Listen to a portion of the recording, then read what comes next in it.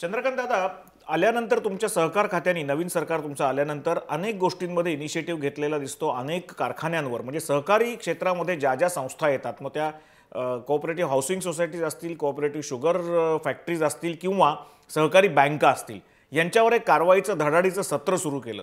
आत्ता तुम्ही काय अवस्था सांगाल ज्या आजारी बँका आहेत किंवा ज्याच्यामध्ये खातेदार अडकून बसलेले आहेत, ज्यांचे पैसे अडकून बसलेले आहेत, मग पुण्यातली रुपी बँक असेल किंवा आणखी इतरही बँका असतील, जिल्हा बँका असतील, त्यांच्याबद्दल तुमचं धोरण नक्की काय आहे? या बँकांना मदत करण्याचीच भूमिका सरकारची आहे. ज्या 3 जिल्हा मध्यवर्ती सहकारी बँकांचं बँकिंग लायसन गेलं, नागपूर, वर्धा आणि बुलढाणा, या तिन्ही बँकांचं बँकिंग लायसन मिळावं आणि जिल्हा मध्यवर्ती बँक त्या जिल्ह्यामध्ये सामान्य शेतकऱ्याची एका अर्थाने जीवनदायिनी असते, त्या बँका टिकाव्यात यासाठी जवळजवळ 300 कोटी रुपयाची मदत आपण आता केली. नव्याने रिझर्व्ह बँकेने आणखी 150 कोटी रुपयाची डिमांड या विषयामध्ये केली आहे, तर ती आम्ही पूर्ण करतो. त्यामुळे त्या बँका वाचवाव्यात. कोऑपरेटिव्ह बँकांमध्ये उचलून पैसे देण्याचा प्रघात आजपर्यंत नाही. बरं. आणि त्यामुळे रुपी बँकेमध्ये आपले पैसे टाकण्याच्या ऐवजी वारंवार केंद्रामध्ये जाऊन अर्थ खात्याशी, रिझर्व्ह बँकेशी बोलणी करून आपण 3 वेळा आतापर्यंत त्यांना वसुलीसाठीचं एक्सटेन्शन दिलं. कारण वसुली ते करतायत, पण ती पुरेशी वसुली होत नाही, त्यावेळेला एक्सटेन्शन देणं आवश्यक होतं आणि आम्ही 3 वेळेला विनंती केली. त्याच्यामध्ये त्यांना कर्मचारी कमी करण्याची परवानगी हवी, ती रिझर्व्ह बँकेकडून मिळवून दिली. आणि त्यामुळे अशा आजारी बँका, आजारी पतसंस्था यांना मदत करण्याचीच भूमिका आहे. पण त्या ठिकाणी आपण डायरेक्टरांनी केलेले घोटाळे, त्यातून वाया गेलेला पैसा आणि मग त्या ठिकाणी लागलेल्या इन्क्वायऱ्या लवकर स्पीडअप न होण्यामधून एक अशी परिस्थिती निर्माण झाली की कुछ भी करो चलता है. बरं. आणि त्यामुळे हा एक मेसेज आम्ही देण्याचा प्रयत्न करतो आहोत की हे चालणार नाही. बरं. आजारी साखर कारखान्यांच्या बाबतीमध्ये आत्ताचं धोरण काय? मला माहिती आहे याच्यामध्ये अनेक डिपार्टमेंट्स इन्व्हॉल्ड आहेत, फक्त सहकार खातं इन्व्हॉल्व नाही आहे, अर्थ खातंही त्याच्यामध्ये असेल किंवा इतर खाती सुद्धा असतील. पण असे कारखाने सुद्धा महाराष्ट्रात बरेच आहेत आणि याचा थेट संबंध नसला तरी अप्रत्यक्ष संबंध दुष्काळाशी, पाणी वाटपाशी, ऊसाच्या पिकाशी, आउटपुटशी, त्यांना मिळणाऱ्या FRPशी आणि सगळ्याच एकूण त्या साखर कारखान्यामुळे त्या भागात येणाऱ्या विकासाच्या प्रश्नांची असतो. अशा आजारी पडलेल्या साखर कारखान्यांच्या बाबतीत आपली काय धोरण आहेत? आपण हे पाहिलं असेल की गेल्या वर्षभरामध्ये साखर कारखानदारीला या शासनाने जेवढी 1 वर्षात मदत केली तेवढी गेल्या 15 वर्षामध्ये काँग्रेस सरकारने 15 वर्ष मिळून नाही केली. मग ते परचेस टॅक्स वेव करणं, FRP द्यायला मदत करणं, एक्सपोर्टला प्रति टन केंद्र सरकारने 4000 रुपये अनुदान घोषित झाल्यानंतर महाराष्ट्र सरकारने स्वतःचे 1000 रुपये आणखी घोषित केले. को जनरेशनची बिलं वेळेवर निघत नव्हती, सगळी पेंडिंग बिलं एका दिवशी काढली आणि को जनरेशनचं बिल 40 दिवसात मिळालं पाहिजे आग्रह धरला. केंद्राकडून 2400 कोटी रुपयाचं पॅकेज आणलं, ज्या पॅकेजमध्ये केंद्र पहिल्या वर्षाचं व्याज भरणार आहे, पुढच्या 4 वर्षाचं व्याज राज्य सरकार भरणार आहे, ज्याची कॉस्ट जवळ 1100 कोटी होते. सगळं केलं. याही वर्षी ज्या कारखान्यांची बॅलन्स शीट निगेटिव्ह आहे आणि त्यांना हंगामपूर्व लोन मिळणार नाही, अशांना गव्हर्नमेंटने हमी देण्याचं ठरवलं की ज्यामुळे बँका त्यांना लोन देतील. आणि 22 बँका अशा आयडेंटिफाय झाल्या की ज्या 22 सहकारी कारखाने, साखर कारखाने असे आयडेंटिफाय झाले की जे आजारी आहेत, त्यांच्या बॅलन्स शीट निगेटिव्ह आहेत आणि जर सरकारने हमी दिली नाही तर त्यांना हंगामपूर्व लोन मिळणार नाही, त्यांना आम्ही हमी देतो आहोत. याच्यापेक्षा जास्त यात करण्याची शक्यता कमी अशासाठी आहे की आता काही कारखाने यातले असे आहेत की ज्यांचं लोन हे जवळजवळ एक 2-4 जिल्ह्याचं वर्षाचं जिल्हा नियोजन निधी एकत्र केल्यानंतर होईल इतकं लोन आहे. बरं. कोल्हापूर जिल्ह्यातल्या दौलत सहकारी साखर कारखाना आहे, ज्यांचं लोन 393 कोटी आहे. आता ह्या लोनमध्ये सरकार काय करणार? आणि म्हणून जिथे जिथे आजारी पडलेला सहकारी साखर कारखाना वाचवता येईल तो म्हणजे कशा पद्धतीने वाचवता येईल तो आणखी कोणाला त्यांना चालवायला द्यायचा असतो की जेणेकरून नवीन इन्व्हेस्टर आला तर तो नीट चालवेल, त्याला परवानगी देणं, त्याला नीट प्रकारचं सहकार्य करणं, असं काही करून सहकारी साखर कारखाना एक बंद पडला तर फक्त 1200 कर्मचारी बेरोजगार होत नाहीत, तर त्याला ऊस घालणारा एक फार मोठा शेतकरी वर्ग, त्याला ऊस घालण्यासाठी नवीन कारखाना शोधावा लागतो. बाकी अलाइड बिझनेस खूप असतात, त्यांची शाळा असते, त्यांचं कॉलेज असतं, त्यांना मटेरियल पुरवणारे लोक असतात. त्यामुळे सहकारी तत्वावर चालणारे साखर कारखाने आजारी हे बंद पडू नयेत असा सरकारचा प्रयत्न आहे. एक प्रस्ताव आम्ही मांडतो की या सगळ्यांनी त्या काळामध्ये भरपेट भरपूर जागा घेतल्या. याची आवश्यकता आहे का एवढी एका साखर कारखान्याला? किती तुम्हाला एक्सपेन्शन करायचं आहे? मग एक्सेस जागा तुम्ही विकू शकता का? की जी विकल्यामुळे आता 2-3 कारखान्यांना आम्ही परवानगी दिली, ती विकल्यानंतर का म्हणजे तुमची कर्ज संपतील का? तुमचा व्याजाचा मीटर बंद होईल का? असे पॉझिटिव्ह प्रयत्न तो कारखाना पुढे आला तर आम्ही करतो. दादा, राजकारणाकडे जायच्या आधी मी एक फक्त छोटासा प्रश्न विचारतो की जो बरेच दिवस सरकारच्या विचाराधीन आहे, तुमच्याही मनात त्यात काही चेंजेस करायचे आहेत. राज्य सरकार म्हणजे विशेषतः तुमचं सहकारी खातं हे सहकार कायद्यामध्येच काही मूलभूत बदल घडवण्याच्या दृष्टीने काही वाटचाल करते का? तसा विचार करण्याकरता काही कमिट्याही नेमल्या गेल्या होत्या, त्याचं पुढे काय झालं? सहकार कायदा केंद्राने सक्ती केली या नावाखाली घाईघाईने बदलला गेला. गुजरात सरकारने हायकोर्टामध्ये आणि नंतर सुप्रीम कोर्टामध्ये जाऊन स्टे मिळवला की आम्हाला इतक्या घाईघाईने सहकार कायदा बदलायचा नाही. हा घाईघाईने बदलण्यामधून खूप लॅप्सेस राहिलेले आहेत, खूप त्रुटी राहिलेल्या आहेत आणि त्यामुळे तो बदलावा लागेल. आणि म्हणून हा कायदा बदलण्यासाठी पहिलं मुळात एक राज्याची सहकार परिषद असते, ज्याच्या अध्यक्षाला राज्यमंत्र्याचा दर्जा असतो. आणि त्याचं काम हेच असतं की वारंवार परिस्थितीनुरूप कालानुरूप काही बदल कायद्यामध्ये करणं. गेले 10 वर्ष सहकार परिषदेला अध्यक्षच नव्हता. सहकारातला खूप तज्ज्ञ माणूस शेखर चरेगावकर म्हणून जो कराडच्या यशवंत बँकेचा चेअरमन आहे, त्याला आम्ही त्याचा चेअरमन नेमला, त्याची कमिटी अपॉइंट केली आणि खूप चिंतन त्यावर चाललेलं आहे. जसं उदाहरण सांगायचं झालं तर सहकार कायद्यामध्ये पतसंस्थांचा चॅप्टरच नाही आहे. पतसंस्था आहेत 16,000, 23,000 कोटीची डिपॉझिट तिथे आहेत. आम्ही परवा एक दिवसभराचा वर्कशॉप केला आणि त्यातून सहकार कायद्यामध्ये पतसंस्थांचा चॅप्टर आणायचा झाला तर काय काय नियम असतील, ज्यात आम्ही पतसंस्थांमधल्या 50,000च्या डिपॉझिट्सना प्रोटेक्शन असलं पाहिजे असा प्रस्ताव आणतो. त्यासाठी एक वेगळं मंडळ निर्माण करतो. पतसंस्थांना त्यांच्या प्रॉफिटमधून काही पर्सेंटेज शिफ्ट करावं लागेल, काही गव्हर्नमेंट देईल, परंतु 50 जसं बँकेमध्ये 1 लाखापर्यंतचं डिपॉझिट हे सिक्युअर्ड असतं. बँक बुडाली तरी सुद्धा ते पैसे मिळणार. त्याचं पतसंस्थांचं 50,000 रुपयाचं डिपॉझिट सिक्युअर करता येईल का, असे खूप नवीन विचार आम्ही करतो आहोत. डिसेंबरमध्ये हा सहकार कायद्यामधला बदल आम्ही पहिल्यांदा इंट्रोड्यूस करणार. पुरेशी चर्चा होत 2-3 सेशन नंतर ज्याच्यामध्ये फुल प्रूफ असा तो चांगला सहकार कायदा आम्ही आणणार किंवा सहकार कायद्यामध्ये दुरुस्ती आणणार. अगदी चंद्रकांत दादा पाटीलजी, या उत्तराच्या अगोदर तुम्ही बोलताना सहकार जे साखर कारखाने आहेत त्यांच्या जमिनींच्या विक्रीला परवानगी देणार याचं सुतोवाच केलं, काहींना त्याची परवानगी दिली आहे. या अगोदरच्या सरकारच्या कार्यकाळामध्ये साधारण 60 कारखाने हे अवसायानात निघाले, जमिनींसह ते विकले गेले. त्यांच्यावर कर्ज असेल 100 कोटीचं, ते विकले गेले साधारण 37-38 कोटीमध्ये. जर त्यांची मालमत्ता काढली तर ती निघते 200 ते 250 कोटी रुपयांची. आणि या माध्यमातून एक मोठा भ्रष्टाचार हा सर्वच राजकीय पक्षांच्या नेत्यांनी केला, अगदी भाजपच्याही नेत्यांनी, राष्ट्रवादी आणि काँग्रेसनं केलाच केला. अशा परिस्थितीमध्ये जे व्यवहार झाले त्याची पुन्हा चौकशी करणं आणि त्यावर कारवाई करणं, या दृष्टीनं काही कारवाई करणार आहात का तुम्ही? असे जे व्यवहार होऊन गेले त्याची कायद्याने चौकशी करणं अवघड आहे. पण यापुढे असा एकही प्रस्ताव सहकार खात्याने, प्रामुख्याने पहिलं साखर आयुक्ताने, मग सहकार खात्याने चेक केल्याशिवाय आम्ही थ्रू होऊ देत नाहीये. गेल्या वर्षभरामध्ये एकाही सहकारी साखर कारखान्याला विक्रीला आम्ही परवानगी दिली नाही. ज्या 2च कारखान्यांना त्यांची जमीन विकून कर्ज फेडता येतील का असं बघायला आम्ही सांगितलं. त्यांना सुद्धा तुमची जमीन किती विकायची आहे, त्याला साधारणतः रेट मिनिमम काय मिळायला पाहिजे, अशा प्रकारचा प्रस्ताव नीट ओके करूनच आम्ही परवानगी दिलेली आहे.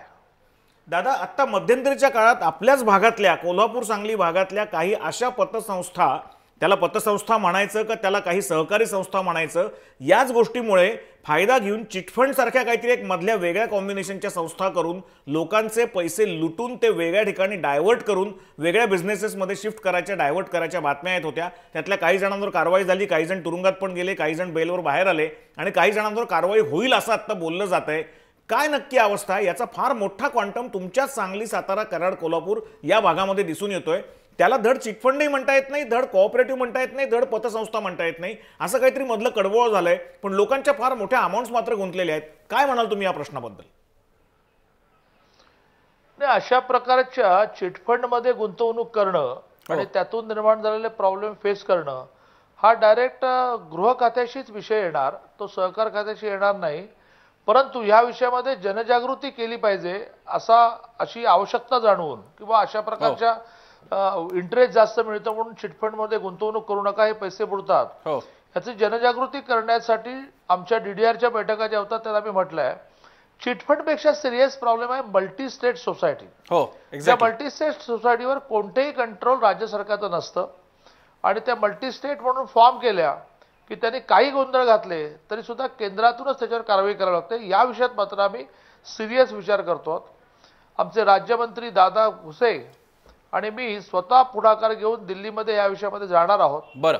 आणि ह्या मल्टीस्टेट सोसायट्यांना आम्ही NOC यापुढे देणार नाही आणि यांच्यावर मॉनिटर करण्याचे काही अधिकार आम्हाला देणार नसाल तर मग तुमचं तुम्ही बघा, आम्ही मात्र यांना यापुढे NOC देणं बंद करू असं केंद्राला आम्ही जाऊन ठणकावणार आहोत या विषयावर. दादा, आता थोडंसं सहकार क्षेत्राकडून आणि पणनकडून राजकारणाकडे येऊ, कारण सध्या राजकीय वातावरण तापलेलं आहे, तुमच्या भागामध्ये निवडणुकांचं वातावरण आहे. तुम्ही मध्यस्थाच्या भूमिकेत होतात युतीच्या पुन्हा एकदा जो संसार सुरू झाला त्यामध्ये, आणि तुम्ही मध्यस्थता केली तर भाजप आणि सेनेतलं वाजलेलं पुन्हा एकदा ताळ्यावर येतं असं चित्र निर्माण झालं होतं. पण कोल्हापूरमध्ये सेना आणि भाजप यामध्ये तुमचंच वाचताना पाहायला मिळालं, तुमच्यावरच आरोप सेनेकडून होत आहेत अशा स्वरूपाचं चित्र मिळालं. मध्यस्थाची भूमिका संपली का तुमची? काहीपेक्षा पुढे जाऊन दादा, आम्हाला नेहमी जे बघायला मिळतात चंद्रकांत दादांचं स्वरूप आहे ते अतिशय शांत, संयमी, दोन्ही बाजूंना मार्ग काढून मधला मार्ग काढणारे किंवा केंद्रीय नेतृत्वाशी सुद्धा थेट उत्तम संपर्क असताना राज्यातल्या नेतृत्वाला शांत करणारे असे दादा जेव्हा स्वतः चिडतात तेव्हा काय होतं असं मागच्या 2 दिवसात एक चित्र बघायला मिळालं. कुठेतरी भाजपच्या आतमध्ये किंवा या संबंधांच्या विषयी सुद्धा एक त्रागा, चिडचिड किंवा कुठेतरी टोकाची भूमिका येत चालली असं आपल्याला वाटतं. कसं आहे की टाळी एका हाताने वाजत नाही आणि त्यामुळे दोन्ही बाजूने समजूतदारपणा आवश्यक असतो. मध्यस्थाच्या भूमिकेमध्ये जो असतो त्याच्यावर सुद्धा प्रश्नचिन्ह उपस्थित केलं गेलं आणि आता जो जमाना आलेला आहे की आई वडिलांना आई वडील म्हणायचं नाही अशी जर स्थिती निर्माण झाली तर मग तो समजूतदारपणा, तो सोशिकपणा हा कुठेतरी संपतो. मी कालही 1-2 वाहिन्यांवर म्हणताना म्हटलं की कॉमर्समध्ये क्युम्युलेटिव्ह इफेक्ट नावाची टर्म आहे. साचत जाणे स्फोट होणे. तसं काही प्रमाणामध्ये आता ह्या दोन्ही पक्षांमध्ये झालेलं आहे. मी असं म्हणत नाही की हे फक्त BJPला सहन करावं लागतंय, शिवसेनेलाही करावं लागत असेल, पण ह्याचा वेळीच विचार नाही केला तर 5000 वर्षाची आपली परंपरा की आम्ही दोघे भांडू आणि तिसऱ्याला राज्य देऊ अशी जी परंपरा आहे दॅट हिस्ट्री विल रिपीट. आता ह्या विषयामध्ये शिवसेनेला सांगून ते ऐकत नाहीत, माझ्या पक्षामध्ये सांगून माझ्या पक्षातले लोक बऱ्याच वेळेला ऐकतात पण बऱ्याच वेळेला मला प्रश्न विचारतात की ते काही बोलते चालतात. म्हणजे कोल्हापूरमध्ये सलग महिनाभर कोल्हापूरचे आमदार राजेश क्षीरसागर जे एक त्या घटनेच्या आधी माझ्या घरातला मुलगा मानला जायचा, तो महिनाभर सलग आरोप करत राहिला. अमित शहाना अफजल खान म्हणत राहिला, यांच्याबरोबर सत्तेत बसायला आम्हाला लाज वाटते म्हणत गेला, भाजप म्हणजे पाण्यावर वाहणारा ओंडकं म्हणत गेला. एक महिना मी माझ्या कार्यकर्त्याला म्हटलं की नो, यावर कोणी रिॲक्ट व्हायचं नाही. बरं. महिन्याभर नंतर माझे कार्यकर्ते मला म्हणाले की तुम्ही काही बुजदिलपणा दाखवताय का, तुम्हाला बोलायला भीती वाटते का, आम्ही बोलणार. आणि मग शेवटी कुठेतरी आम्हाला आमच्या कार्यकर्ता म्हणाला की ठीक आहे तुम्हाला जे बोलायचं तर तुम्ही बोला.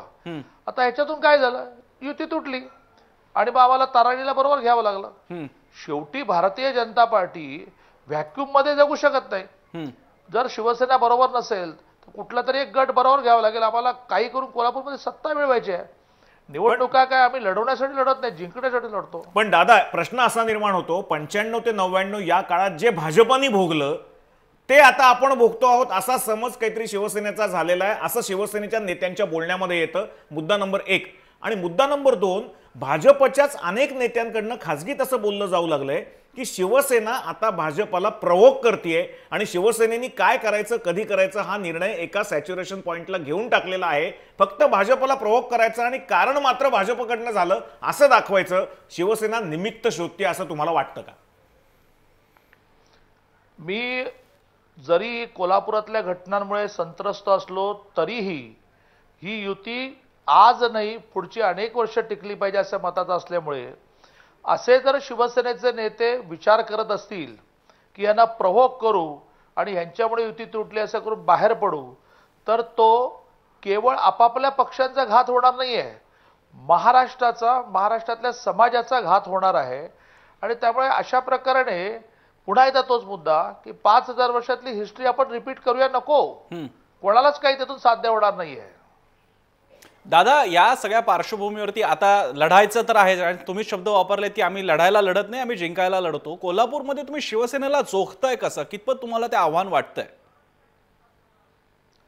नाही, आम्हाला बिलकुल शिवसेनेचं काही आव्हान वाटत नाही. सगळे रिपोर्टही समोर यायला लागलेले आहेत आता. हो, पण त्यावर माझा स्वभाव कधी निगेटिव्ह बोलण्याचा नसल्यामुळे त्यांना किती कमी जागा मिळणार वगैरे मी म्हणणार नाही. भारतीय जनता पार्टी तारांनी 45 क्रॉस करेल हे IBNच्या सर्व्हे रिपोर्टमध्ये आलेलं आहे. गुप्तचर खात्याचे अहवाल सुद्धा हळूहळू बाहेर यायला लागलेले आहेत.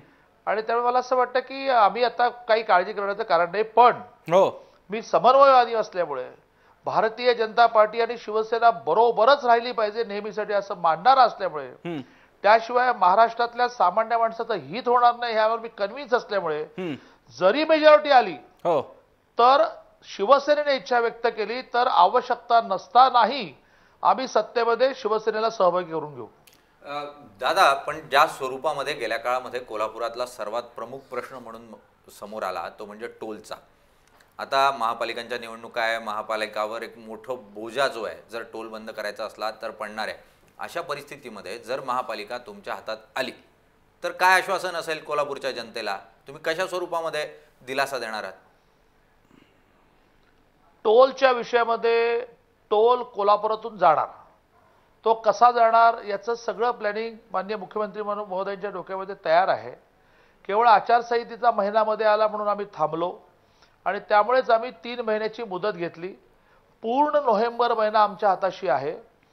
व्हॅल्युएशनवर एकमत नाही झालं तर कोर्ट कचेऱ्या होतील, म्हणून व्हॅल्युएशनवर एकमत करण्याचा प्रयत्न पहिला होईल आणि नोव्हेंबर महिन्यामध्ये त्यावर एकमत झालं न झालं तर ही अमाऊंट आम्ही घेणार असेल तर घेणार तर कोर्टात जा असं म्हणून ती अमाऊंट कशी द्यायची याचं प्लॅनिंग राज्याकडे तयार आहे. याचा 1 रुपयाही बोजा कोल्हापूर महानगरपालिकेवर पडणार नाही. नाही, पण तो महाराष्ट्रातल्या जनतेवर पडणार ना. तुम्ही जर 150-200 कोटी रुपये देणार असाल तर ते जे काही जातील ते महाराष्ट्राच्या जनतेच्या खिशातूनच जातील. ते मिळतील फक्त IRB-ला. मी तुम्हाला हाही शब्द देतो की महाराष्ट्राच्या जनतेवरही पडणार नाही. अशा प्रकारची योजना, अशा प्रकारचं गिमिक हे मुख्यमंत्र्यांच्या डोक्यात आहे की ज्यात महाराष्ट्राच्या तिजोरीवरही पडणार नाही आणि कोल्हापूरच्या तिजोरीवर पडणार नाही.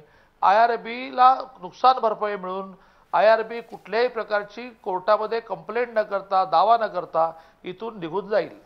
दादा, एक प्रश्न आपल्याला विचारतो. तुमचा आणि शिक्षकांचा फार जवळचा संबंध आहे. तुम्ही हाडाचे शिक्षक आहात, पदवीधर मतदारसंघातनं तुम्ही कायमच निवडून आलेला आहात. तुमची एक इमेज आहे. आत्ता जे काही देशातल्या काही भागातल्या, महाराष्ट्रातल्या सुद्धा काही भागातल्या साहित्यिकांनी भूमिका घेतलेली आहे, त्यांना देशातलं वातावरण असहिष्णू वाटतं. त्यांनी मुख्यमंत्र्यांकडे महाराष्ट्रातल्या आणि इतर राज्यातल्या सुद्धा त्यांचे पुरस्कार परत केले. पण आज अशा बातम्या येत आहेत, कालपासून अशा बातम्या येत आहेत की काही शिक्षक सुद्धा आपले राज्य पुरस्कार आणि राष्ट्रीय पुरस्कार परत करणार आहेत आणि तशा हालचाली सुरू झाल्या आहेत. शिक्षण खातं तुमचं नाही हे आम्हाला माहिती आहे, पण शिक्षकांमध्ये तुम्ही कायम समन्वयी भूमिका घेत आलात, शिक्षकांचे प्रश्न मांडत आलात. तुमची या प्रश्नावर भूमिका काय? नाही, अशा प्रकारे साहित्यिक आणि शिक्षक आपले पुरस्कार परत देणं म्हणजे नाराजी व्यक्त करणं ही बाब चिंताजनक आहेच. काल कोल्हापुरात असताना माननीय मुख्यमंत्र्यांशी माझी चर्चा झाली की यावर आपण पुढाकार घेऊन नेमकं काय म्हणणं आहे, कशामुळे इतकी संत्रस्तता आहे हे बघितलं पाहिजे. आणि माननीय मुख्यमंत्र्यांनी मान्य केलं आहे की येत्या एक 8-10 दिवसामध्ये अशा प्रकारचं काही एक्झरसाइज आम्ही करू की काय नेमकं म्हणणं आहे, कशामुळे हा सपाटा सुरू झालेला आहे, कोणीतरी यात प्लॅनिंगने काही करतंय का आपलं काही चुकतंय, हे या आठवड्याभरात मुख्यमंत्री पाहत आहेत.